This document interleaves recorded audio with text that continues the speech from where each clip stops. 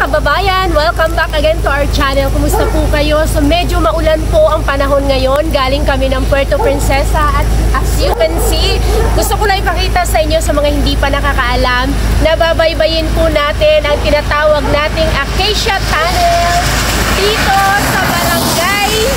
sa barangay Tagbarungis, Puerto Princesa City, Palawan.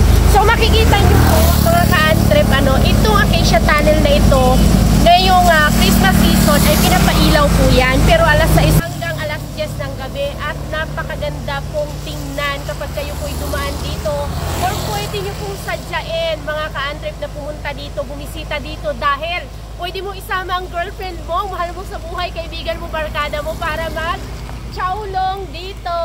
Ayan, Kainan di Acacia or Kainan di Acacia. Pwede kayong mag-chowlong dito, tumambay at damhin ang Christmas season dito sa Acacia Tunnel sa barangay Tagbarungis. Maliwanag yan dito kapag pinailaw nila, sobrang liwanag at sobrang ganda.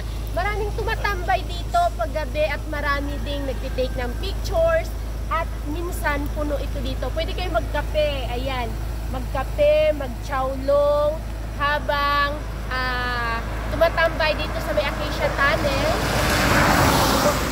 At habang nagpipicture-picture kasama ang inyong mga girlfriend, jowa, or kung sino mang gusto nyo isama dito. So, yun lang. Let's go. Baybayin na natin ang Acacia Tunnel. Ito po ay more or less 1 kilometer. So, medyo mahaba siya kapag nagmumotor lang kayo. Pwede kayo mag-selfie, pwede kayo mag-video-video, pang reels, kagaya nito. Kapag napailawan na yan. Mamayang alas 6, medyo napaaga yung dating namin. Medyo maambon pa nga. Pero siguro next time na pagbalik namin ay makukuha natin to ng may ilaw. Pero I can assure you na talagang napakaganda kung napailaw, kung naka-on yung mga ilaw na yan dyan sa loob ng Acacia Tunnel na yan. So let's go na! Bisita kayo dito kasi meron kayong matambayan dito ng chowlong. Ayan, mag-chowlong kayo dyan, magkape at tumambay.